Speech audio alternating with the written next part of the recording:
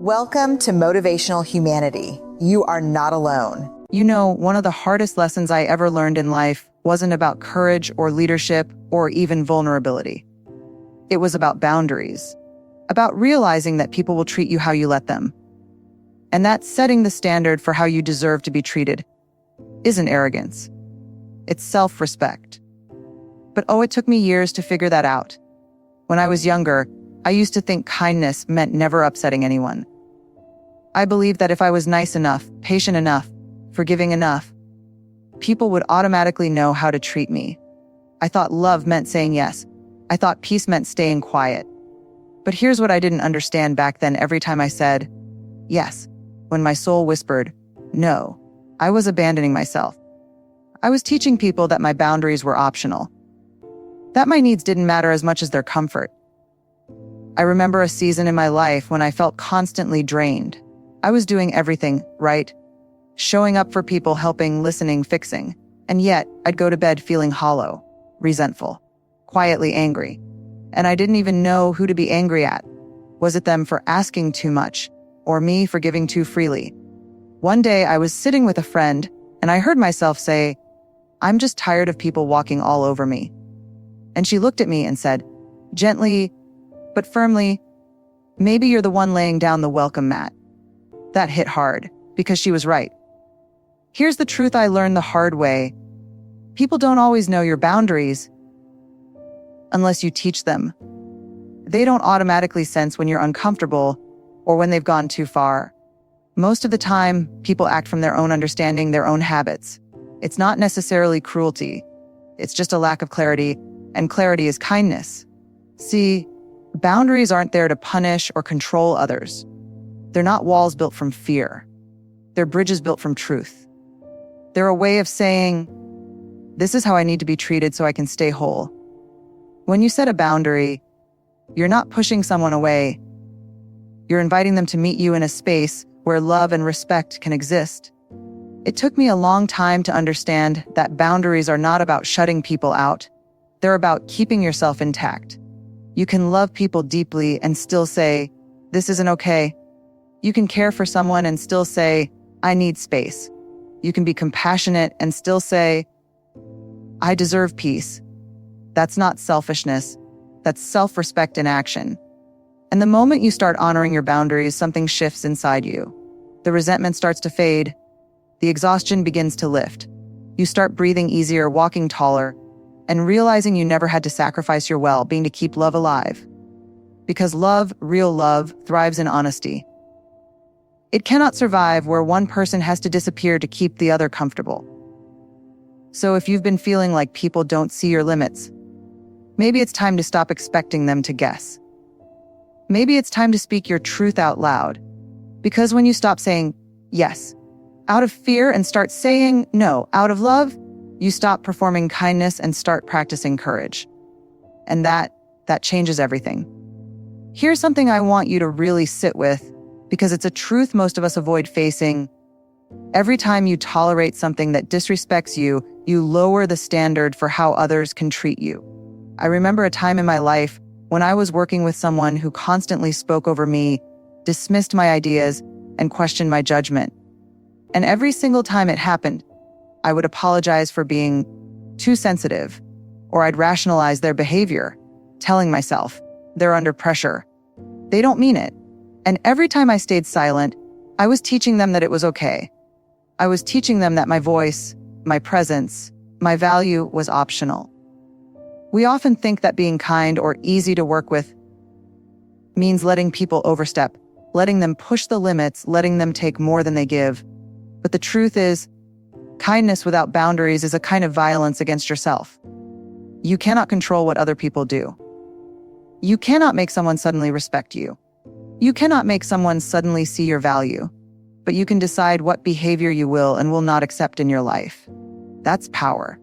That's agency. That's self-respect. I've learned over and over again that there's a difference between forgiveness and tolerance. Forgiveness is a gift you give to someone who wronged you. Tolerance is silently saying to yourself and to the world that disrespect is acceptable. And I know how hard it is to speak up. It feels risky. It feels uncomfortable. especially when we fear losing someone or being rejected or being labeled as difficult. But here's the hard truth: when you tolerate disrespect, you don't just lose your voice, you lose a part of yourself. I think about the people in my life who unknowingly lowered my standards for them by my silence. And I feel the weight of it. The times I should have said, "That's not okay," but I didn't. And then I remember the relief, the liberation, the deep breath of clarity that comes the first time you finally do say it. You see, when you stop over-explaining your worth, when you stop begging people to treat you decently, something miraculous happens. You start to feel lighter. You start to recognize who really belongs in your life and who's just taking up space. You start to understand that respect isn't a favor, it's a requirement. And here's the most important part: people will rise to meet the standards you set. Some will stumble, some will leave, and some will surprise you in ways you never expected. But your standards will never fail you. They are your compass, guiding you toward relationships that honor you, toward people who value you, toward a life that doesn't feel like a constant negotiation of your worth.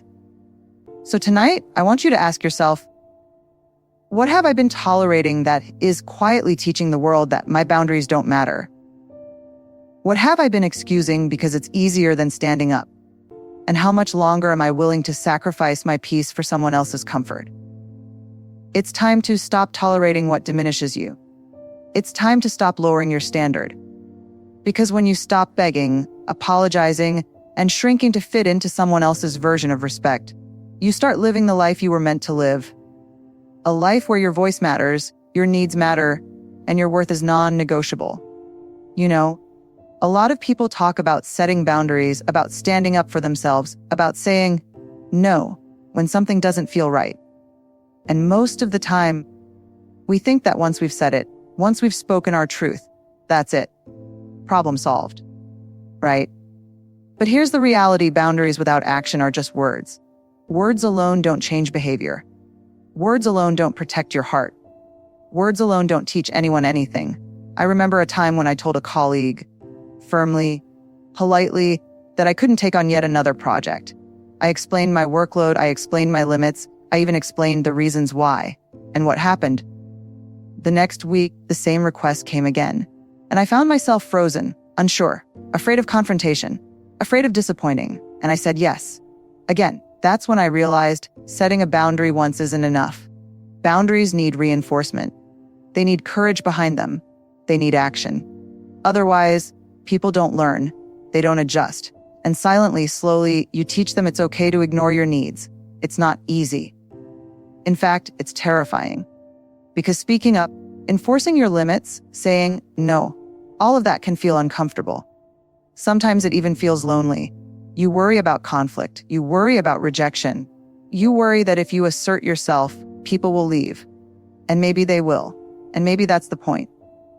Every time you let someone cross a line and stay silent, you're telling them that their discomfort matters more than your peace. And over time, that erodes your self-respect. That erodes your courage. That erodes your ability to even recognize what's okay and what's not. I've learned that courage isn't about grand gestures or dramatic declarations. Most of the time, courage is small, quiet, steady. It's the gentle but firm, "No, this isn't okay." Repeat it over and over until people start to understand. It's showing up for yourself in every interaction, even when it's awkward, even when it's uncomfortable, even when you fear judgment. And here's the magic: once you start enforcing your boundaries, once you start taking action to uphold your standards, something shifts inside you. You stop feeling like a victim of circumstances. You stop feeling powerless. You start walking through life with a sense of clarity, integrity, and peace. The truth is, people will always test boundaries, some consciously, some unconsciously. But when your boundaries are backed by action, by consistency, by courage, you teach the world a very important lesson: you are not negotiable. Your peace is not negotiable. Your worth is not negotiable. It's scary. It's uncomfortable. It's sometimes lonely. But it is also liberating. Because boundaries without action are just lines in the sand. Boundaries with action are the foundation of a life where respect, love, and authenticity are not optional. They are required. And that, my friends, is the difference between surviving in the world and thriving in it. Most of us spend a lot of time worrying about how others treat us. We wonder if people like us, if they respect us, if they see our value. But here's the truth. The way you treat yourself sets the example for the world. I didn't fully understand this for a long time.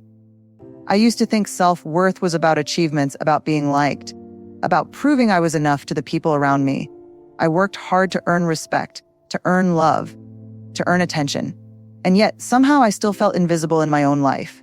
It took me years of trial and error, of heartbreak and disappointment, to realize that the world doesn't determine your worth. You do. You teach people how to treat you by how you show up for yourself. If you constantly apologize for existing, if you minimize your feelings, if you put everyone else's needs before your own until you're empty, you're sending a message to the world. This is what is acceptable. This is the standard. And the world will rise to that standard every single time. I remember a season when I kept pushing myself to accommodate everyone else. I said yes when my heart whispered no. I overextended myself to be helpful, to be liked, to avoid conflict. And slowly I began to disappear under the weight of other people's expectations. And then one day, I caught a glimpse of myself in the mirror. Not the version I showed to the world, but the version who had been neglected, ignored, and silenced. And in that moment, I realized something vital. The way you treat yourself is the blueprint for how the world will treat you. If you respect yourself, people will learn to respect you. If you protect your energy, people will learn to honor your space. If you speak kindly to yourself, people will learn that harsh words have no place in your life. Self-worth is not arrogance. It's not pride. It's quiet courage. It's getting out of bed each day and choosing yourself, even when the world seems to demand otherwise. It's saying, I deserve love, respect, and peace, and living that truth consistently. And here's the most beautiful part: when you start treating yourself with integrity, something incredible happens. You start attracting people who already see your value. You stop begging for respect because you're living it. You stop shrinking to fit into someone else's narrative because you've finally stepped into your own. So, tonight, if you take one thing from this, let it be this: self-worth is not optional. You cannot outsource it. You cannot borrow it from someone else. You cannot negotiate it away to keep the peace. You set the standard by how you treat yourself, and the world will follow. Because the truth is, people don't just treat you how you let them. They treat you how you show yourself they can. I used to think that setting standards meant being hard, rigid, or unkind. I thought it meant pushing people away or closing myself off. And for a long time, that belief kept me small. It kept me quiet. It kept me shrinking to make others comfortable. But here's the truth I've learned: setting the standard is not an act of anger or ego. It is an act of love. Love for yourself, love for the people around you, and love for the relationships you want to nurture. When you set a standard, you're saying, this is how love looks here. This is how respect sounds here. This is how kindness feels in my world.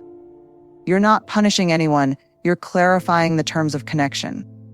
You're offering the people in your life a choice to step up, meet the standard, and join me in a space of honesty and care, or step aside. I remember a season when I was constantly drained by relationships that took more than they gave. I tolerated behaviors that chipped away at my self-respect. And slowly, I realized that by tolerating these things, I was teaching the world that my boundaries were negotiable, that my worth was optional, that my peace could be traded for convenience or approval. It was terrifying to start setting a real standard. I worried people would leave. I worried they would misunderstand me. I worried that being firm would be mistaken for unkindness. But here's the irony: the people who couldn't meet my standard weren't leaving my life. They were making room for the people who were always meant to be there. And the people who could meet it, they didn't resent it. They didn't resist it. They respected it because they respected me. They loved me more deeply because I had the courage to show them how love and respect looked in my world. Setting the standard isn't about controlling others. It's about controlling yourself. Your actions, your responses, your willingness to uphold what you know you deserve. It's about saying no to what diminishes